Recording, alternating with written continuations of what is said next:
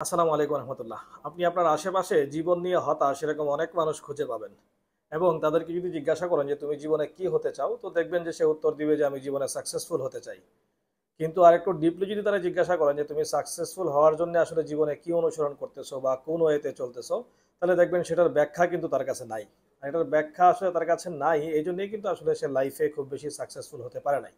তো আজকে কথা বলবো এরকম কয়েকটা বিষয় নিয়ে যেগুলো কিনা আপনাকে আমাকে লাইফে সাকসেসফুল হওয়ার ক্ষেত্রে কিছুটা হলেও সহযোগিতা করবে। কারণ এই কথাগুলো আমার নিজের মন গড়া কোনো কথা না, বরং বিভিন্ন বই থেকে বা বিভিন্ন যারা এই সমস্ত বিষয় নিয়ে কাজ করেন তাদের কাছ থেকে শুনে সেই কথাগুলো বলা। তো নাম্বার ওয়ানই যদি বলি যে আসলে আপনাকে জীবনে দায়িত্ব নিতে শিখতে হবে। এবার আপনি যেই বয়সেরই হন না কেন, যেই পজিশনেরই থাকেন না কেন, আপনাকে কিন্তু লাইফে নিজের দায়িত্ব নিতে এবং অন্যের দায়িত্ব নিতে শিখতে হবে এবং দায়িত্ব নিয়ে যে কোনো কাজ করা লাগবে। এবার এটা ছোট কাজ হোক বড় কাজ হোক, আপনি যে কোনো প্রতিষ্ঠানে কাজ করেন তো সেই ক্ষেত্রে আপনাকে সেই প্রতিষ্ঠানের কোনো না কোনো একটা কিছু দায়িত্ব নেওয়া লাগবে। আপনি ফ্যামিলিতে থাকেন তো ফ্যামিলির দায়িত্ব নেওয়া লাগবে, আপনার অধীনস্থ যারা আছে তাদের দায়িত্ব নেওয়া লাগবে, বাবা মার দায়িত্ব নেওয়া লাগবে, সংসারের দায়িত্ব নেওয়া লাগবে। যেই জায়গায় থাকেন, আপনি একটা ফুটবল টিমের একজন প্লেয়ার, তো সেই ক্ষেত্রেও কিন্তু আপনাকে একটা দায়িত্ব নিতে হবে যে আপনি এই জায়গাতে খেলতেছেন, আপনার রোলটা হচ্ছে এই।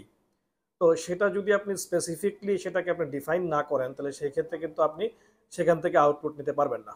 এবং আপনি যে দায়িত্বটা নিচ্ছেন সেই দায়িত্বটা বা যে গোলটা সেটাকে স্পেসিফিক এবং আর্টিকুলেট করা লাগবে। এর মানে হচ্ছে এটাকে একটা ডিজিটে বা নাম্বারে পরিণত করা লাগবে। আমি যদি সেটাকে আরেকটু ব্যাখ্যা দেই, সেটা হচ্ছে যে ধরেন আমার কোনো কারণে আমার বডি ওয়েট একটু বেশি, তো আমি একটা ডিসিশন নিলাম যে আমি আমার বডি ওয়েট কমাবো। তো বডি ওয়েট কমাবো সেটা আসলে কোনো সিদ্ধান্ত না, কত কেজি কমাবো বা কত দিনে কমাবো, এরকম একটা কিন্তু সিদ্ধান্ত নেওয়া লাগবে যে না, আমার বডি ওয়েট এখন আছে 100 কেজি, আমি সেটাকে 70 কেজিতে নিয়ে আসতে চাই। এবং একই সাথে আমি যে সেটাকে 70 কেজিতে নিয়ে আসতে চাই সেটা কত দিনে নিয়ে আসতে চাই সেটাকেও কিন্তু স্পেসিফিক করা লাগবে। তো যার কারণে আমি যেটা চাচ্ছি বা আমি যেটা করতে চাচ্ছি সেটাকে স্পেসিফিক করা লাগবে এবং সেটার একটা ক্লিয়ার গোল বা একটা ক্লিয়ার মাইন্ডসেট কিন্তু আমার আপনার মধ্যে থাকতে হবে। এবং সেই গোলটাকে অ্যাচিভ করার জন্য দেন আপনাকে কিন্তু সেটা গোলটাকে আপনি কিভাবে অ্যাচিভ করবেন সেটার জন্য বিভিন্ন অপশানকে কিন্তু খোঁজা লাগবে যে আমি কোন ওয়েতে করব। দেখবেন যে ব্রেনের মধ্যে আসতেছে না যে কিভাবে আপনি করবেন, বাট আপনি যখন বিভিন্ন ধরনের অপশন খুঁজতে থাকবেন তো দেখবেন যে কোনো না কোনো একটা অপশন কিন্তু আপনি পেয়ে গেছেন।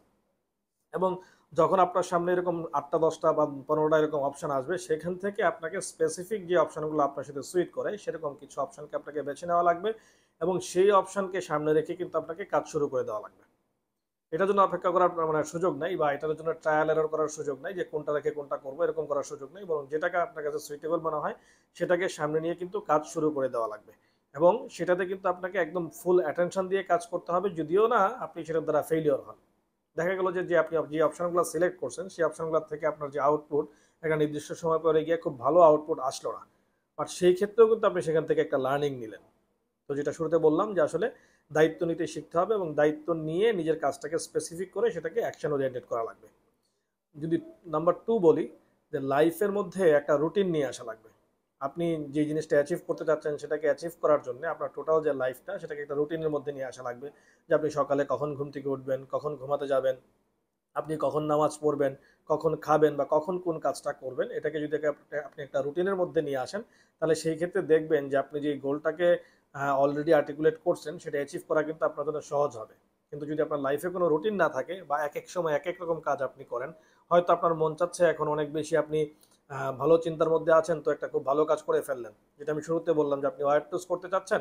এখন দেখা গেল টানা 15 দিন আপনি খুব বেশি ডায়েট করলেন, খুব বেশি ব্যায়াম করলেন, কিন্তু 16তম দিন থেকে গিয়ে আপনি সেটাকে ছেড়ে দিলেন, তাহলে সেটা কিন্তু হলো না।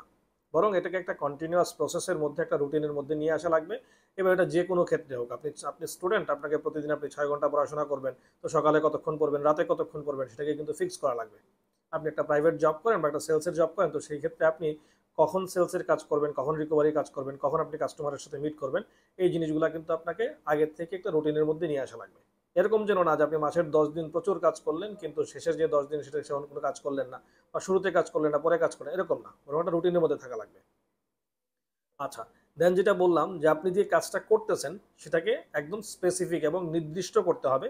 যে আমি যে বললাম যে অনেকগুলো অপশন আসতে পারে আপনার সামনে, যে আপনি আপনার গোলটাকে অ্যাচিভ করতে গেলে যে 10টা অপশন আপনি পেয়েছেন সেখান থেকে আপনি যে অপশনটাকে আপনার পছন্দ হয়েছে সেটাকে একদম স্পেসিফিক এবং নির্দিষ্ট করতে হবে। আচ্ছা, এবং দেখা গেল যে আপনি নির্দিষ্ট করার পরে আপনি একটা নির্দিষ্ট টাইমিং যে আপনি প্ল্যান করছেন যে এই কাজটা আপনি 1 মাসের মধ্যেই আউটপুটটা নিয়ে আসবেন বা 6 মাসের মধ্যে আউটপুটটা নিয়ে আসবেন, তো সেটাকে একটা নির্দিষ্ট ইন্টারভাল পরে পরে কিন্তু আপনাকে মেজার করা লাগবে। আপনি 6 মাসে একটা অ্যাচিভমেন্ট নিয়ে আসতে যাচ্ছেন, তো প্রথম মাসে গিয়ে দেখবেন যে আপনার যতটুকু টার্গেট অ্যাচিভ করার কথা ছিল বা যতটুকু আউটপুট আসার কথা ছিল ততটুকু আসলো কিনা, এটাকে একটা মেজারেবল জায়গায় নিয়ে আসতে হবে। দেখা গেলো যে প্রথম মাসে ততটুকু আসলো না, তো সেই ক্ষেত্রে আপনাকে কি আপনার অ্যাক্টিভিটি বাড়াইতে হবে কিনা বা আপনার কাজটাকে বাড়াইতে হবে কিনা বা এই জায়গায় কোনো পরিবর্তন আনতে হবে কিনা। এবং সেই ক্ষেত্রে আপনি চাইলে কোনো মেন্টরের সহযোগিতাও নিতে পারেন, তার সাথে আপনি কথা বলতে পারেন এটা নিয়ে যে এখানে কোনো কিছু আপনি অ্যাডজাস্ট করবেন কিনা। বাট সেটাকে আপনাকে এটাকে সামনে নিয়ে আপনাকে কাজ করা লাগবে। এবং যদি কোনো কারণে আপনি দেখা গেছে যে আপনি আপনার ফার্স্ট স্টেপে ব্যর্থ হয়ে গেছেন কোনো কারণে, তো সেটার জন্য আসলে ডিমোটিভেটেড হওয়ার কোনো কারণ নেই, বরং সেখান থেকে আবার নতুন করে শুরু করতে হবে। তার মানে হচ্ছে যে আপনি যদি কোনো কারণে ব্যর্থ হন তাহলে সেই ব্যর্থতা থেকে আপনি লার্নিং নিয়ে আবার নতুন করে কিন্তু শুরু করা লাগবে। বা প্রয়োজনে আপনি যে কয়েকটা অপশন আপনার জন্য সুইটেবল মনে করেছিলেন যে ফার্স্ট অপশনে আপনার কাজ হচ্ছে না, তখন কিন্তু আপনি সেকেন্ড অপশন নিয়েও কাজ শুরু করতে পারেন। দেন যেটা বললাম যে নিজের মধ্যে যে চেষ্টা করার যে একটা অভ্যাস সেটাকে গড়ে তুলতে হবে।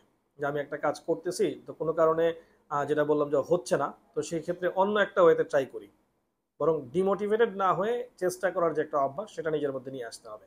যে না, আমার একটা একটা অপশনে হয় নাই, দ্বিতীয় অপশনে হয় নাই, আবার তৃতীয় অপশনটাকে ট্রাই করা লাগবে। এমন না যে আমার দুইটা অপশনে হয় নাই এর জন্য আমি কি ডিমোটিভেটেড হয়ে বসে গেলাম, সেটা করা যাবে না। বরং 3 নম্বর অপশনটা নিয়ে ট্রাই করতে হবে। আর যদি এরকম হয় যে না আমার প্রথম অপশনটা দিয়ে আমার কাজ হচ্ছে, তো সেই ক্ষেত্রে সেটাতেই আরো চেষ্টাটাকে আরো বাড়িয়ে দিতে হবে। এবং এই চেষ্টার যে মন মানসিকতা সেটাকে কিন্তু আপনার ব্রেনের মধ্যে রাখতে হবে যে আমি চেষ্টাটুকু করবো এবং চেষ্টা করে সেখান থেকে ভালো কিছু নিয়ে আসবো। এবং আপনি যখন এই ধরনের কোনো একটা গোল অ্যাচিভ করার ক্ষেত্রে চলতেছেন, তখন আপনার আশেপাশে যে সার্কেল থাকবে সেটা হওয়া লাগবে ভালো মানুষের সার্কেল বা পজিটিভ মাইন্ডসেটের সার্কেল। তো আপনি দেখা যাচ্ছে যে এরকম একটা সার্কেলের সাথে মিশেন বা এরকম কিছু মানুষের সাথে ওঠা বসা করেন যারা সবসময় নেগেটিভ কথা বলে বা মানুষকে ডিমোটিভেটেড করে, এরকম যদি হয় তাহলে সেই ক্ষেত্রে কিন্তু আপনার জন্য গোল অ্যাচিভ করাটা অনেক টাফ হয়ে যাবে। তো সেই ক্ষেত্রে আপনাকে কিন্তু আপনি কাদের সাথে চলবেন বা কাদের সাথে ওঠা বসা করবেন সেটাও কিন্তু খুব জরুরি। আপনার আশেপাশে যারা আছে, আপনার সারাউন্ডিংয়ে যারা আছে, তারা যদি পজিটিভ মাইন্ডসেটের হয় এবং পজিটিভ মোটিভেশনের দেওয়ার মতো লোক হয়, সেই ক্ষেত্রে কিন্তু আপনার জন্য যে কোনো ধরনের গোল অ্যাচিভ করা খুব সহজ হবে। এক্ষেত্রে এটা হতে পারে যে আপনার ফ্যামিলি, হতে পারে আপনার আত্মীয় স্বজন, হতে পারে আপনার বন্ধু বান্ধব, হতে পারে আপনার অফিস কলিগ। বাট এরকম লোকদের সাথে আপনি চলবেন যারা পজিটিভ মাইন্ডসেট নিয়ে চলে এবং সবসময় আপনাকে পজিটিভ ওয়ার্ড বলে এবং আপনাকে উৎসাহিত করে। যদি কেউ এরকম থাকে এদের মধ্যে যে আপনাকে নিরুৎসাহিত করে বা নেগেটিভ কথা বলে, তো বেটার আপনি তাদের থেকে লিভ করেন বা তাদের সাথে আপনি খুব বেশি সময় পাস করবেন না। এটা কিন্তু আপনার লাইফে যে আপনি গোল অ্যাচিভ করতে চাচ্ছেন সেটার ক্ষেত্রে আপনার জন্য বাধা হয়ে দাঁড়াবে। আচ্ছা, তার পরবর্তীতে যদি বলি যে রেজাল্ট আসা পর্যন্ত না আসা পর্যন্ত আপনাকে অপেক্ষা করা লাগবে ধৈর্য ধরে এবং সেটার পিছনে লেগে থাকতে হবে। আমাদের অনেকের ক্ষেত্রে এরকম হয় যে আমরা একটা টার্গেট নিয়ে খুব মোটিভেশন নিয়ে শুরু করি, বাট একটা নির্দিষ্ট সময় পরে গিয়ে ক্লান্ত হয়ে যাই। এবং এই ক্লান্ত হয়ে যাওয়ার কারণে আলটিমেটলি আমার যে গোলটা আসার কথা ছিল সেই গোল পর্যন্ত আমি অপেক্ষা করতে পারি না, তার আগেই আমি অধৈর্য হয়ে যাই। কিন্তু এটা করা যাবে না, বরং রেজাল্ট আসা পর্যন্ত আপনাকে অপেক্ষা করতে হবে। যতক্ষণ পর্যন্ত না আমার যে কাঙ্ক্ষিত ফলাফল সেটা না আসতেছে, ততক্ষণ পর্যন্ত অপেক্ষা করার মতো মন মানসিকতা থাকা লাগবে। আমি চাচ্ছি যে আমি একজন স্টুডেন্ট, আমি চাচ্ছি যে এরকম একটা রেজাল্ট করবো, আমি বিসিএস ক্যাডার হবো। আমি দেখছি আমাদের লাইফে, আমি যখন ইউনিভার্সিটিতে পড়ছি তো আমাদের সবাই কিন্তু বিসিএস ক্যাডার হইতে পারে না। তো তারাই পারে যারা একদম শেষ মুহূর্ত পর্যন্ত লেগে থাকে। এরকম অনেকের ক্ষেত্রে হয়েছে যারা প্রিলিতেই টিকে নাই, প্রথম বছর 2 বছর প্রিলিতেই টিকে নাই, বা দ্বিতীয় বছরে গিয়ে প্রিলিতে টিকছে, রিটেনে টিকে নাই, রিটেনে টিকছে, ভাইভাতে টিকে নাই। বাট অনেকে এর মধ্যে কিন্তু ঝরে গেছে বা অনেকে এর মধ্যে নিরুৎসাহিত হয়ে গেছে বা নিজের আগ্রহ হারায় ফেলছে বা মোটিভেশন হারায় ফেলছে, তো বাট তারা কিন্তু পারে নাই। কিন্তু যারা সেই চেষ্টাটাকে ধরে রাখছে এবং ফাইনাল রেজাল্ট না আসা পর্যন্ত অপেক্ষা করছে, তো তাদের ক্ষেত্রে দেখছি তারা একটা না একটা সময় বিসিএস ক্যাডার হয়েই কিন্তু বের হয়েছে। সবাই যে হয়েছে এরকম না, বাট অনেকের ক্ষেত্রে এরকম হয়েছে তারা বিসিএস ক্যাডার হয়েই বের হয়েছে, আর যে বিসিএস ক্যাডার হয়তো হইতে পারে নাই সে অন্য কোনো দিক দিয়ে হয়তো অন্য কোনো ভালো চাকরি পেয়ে গেছে। কারণ তার যে লার্নিং সেটা কিন্তু তারে অন্যদিকে সাকসেসফুল হওয়ার ক্ষেত্রেও সহযোগিতা করছে। তো তার মানে হচ্ছে যে এই রেজাল্ট না আসা পর্যন্ত কিন্তু অপেক্ষা করা লাগবে এবং ওই ধৈর্যটুকু আমার মধ্যে থাকা লাগবে। 9 নম্বরে যদি বলি যে আপনি আপনার এই টোটাল প্রসেসটার মধ্যে নিজের যত্ন নেওয়া শিখতে হবে, নিজেকে যত্ন নিতে হবে। কারণ আপনার হেলথ যদি ঠিক না থাকে, আপনার মেন্টাল হেলথ, আপনার ফিজিক্যাল হেলথ, এই সমস্ত কিছু যদি ঠিক না থাকে তাহলে সেই ক্ষেত্রে কিন্তু সেখান থেকে আউটপুট আসাটা খুব টাফ। আপনি যদি মাঝ পথে অসুস্থ হয়ে যান, ডিমোটিভেটেড হয়ে যান, এই অসুস্থতা হইতে পারে মানসিক অসুস্থতা, ফিজিক্যাল অসুস্থতা, পারিপার্শ্বিক অসুস্থতা। তো সব কিছু মিলে নিজের যত্ন নেওয়া শিখতে হবে। আপনি যদি নিজের যত্ন নেওয়া শিখেন তো সেই ক্ষেত্রে কিন্তু আপনার দ্বারা যে আউটপুটটা আসা সেটা কিন্তু সম্ভব। এবং এই নিজের যত্ন নেওয়ার মধ্যে কিন্তু নিজের মধ্যে আত্মবিশ্বাস গ্রো করা এটাও কিন্তু খুব বেশি জরুরি।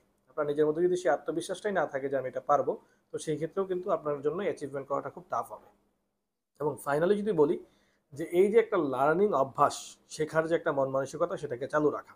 আমি একটা প্রসেস শুরু করছি বা একটা কাজ শুরু করছি, তো আমি কাজটা শুরু করছিলাম 1 বছর আগে। তো 1 বছর, এই যে চলমান 1 বছর সময়, এই 1 বছর সময়ের মধ্যে হয়তো অনেক কিছু পরিবর্তন হয়ে গেছে, অনেক সিস্টেমের মধ্যে পরিবর্তন হয়ে গেছে।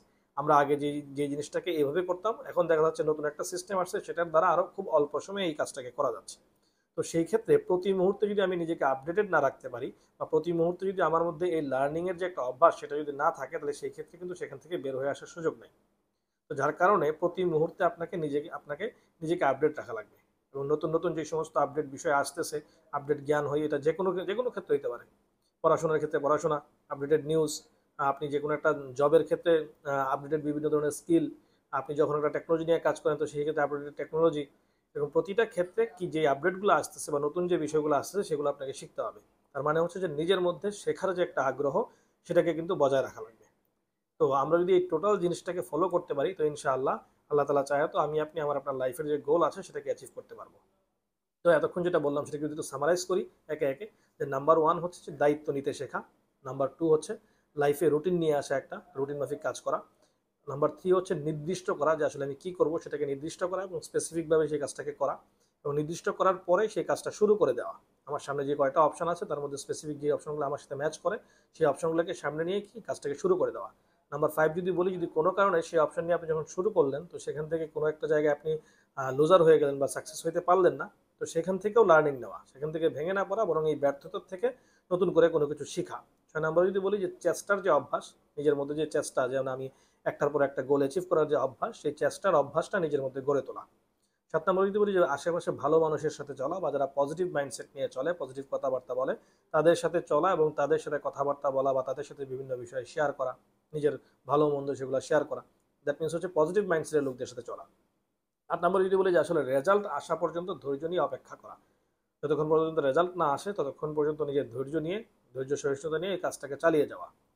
কাজের মাঝপথে এরকম ধৈর্য হারায় ফেলা ঠিক না। ধৈর্য নিয়ে ওই পর্যন্ত চালিয়ে যাওয়া। 9 নম্বর যদি বলি যে আসলে নিজের যত্ন নিতে শেখা, নিজের যত্ন নেওয়া, নিজেকে যত্ন নেওয়া, নিজের স্বাস্থ্যের যত্ন নেওয়া, মেন্টাল যত্ন নেওয়া, বা সমস্ত কিছু মিলে পারিপার্শ্বিক সিচুয়েশন সব কিছু মিলে নিজের নিজের যত্ন নিতে শেখা। এবং ফাইনালি যদি বলি যে আসলে নিজেকে আপডেটেড রাখা, বা এই যে শেখার যে অভ্যাস সেটাকে জারি রাখা, যে সবসময় আমার সামনে যে সমস্ত লার্নিং নতুন নতুন বিষয় আসবে সেগুলোকে আমি শিখবো এবং শিখতে থাকবো। এর দ্বারা যেটা হবে যে ইনশাল্লাহ আমরা আল্লাহ চাই তো আমরা টোটাল জিনিসটাকে অ্যাচিভ করতে পারবো। এতক্ষণ যারা আমার কথাগুলো শুনলেন, যদি ভালো লেগে থাকে বা যদি মনে করেন যে কথাগুলো আপনার উপকারে আসবে, তো আমার চ্যানেলটাকে সাবস্ক্রাইব করে রাখতে পারেন, এবং সেই সাথে যাতে অন্যরাও কথাগুলো শুনতে পারে, এটাতে লাইক কমেন্টস শেয়ার করতে পারেন। এবং আমার চ্যানেলে এই সংক্রান্ত এবং দেশ বিদেশে ঘোরা সংক্রান্ত বেশ কিছু ভিডিও আছে, সেগুলো চলে দেখে আসতে পারেন। আসসালামু আলাইকুম রহমতুল্লাহি ওয়া বারাকাতুহু।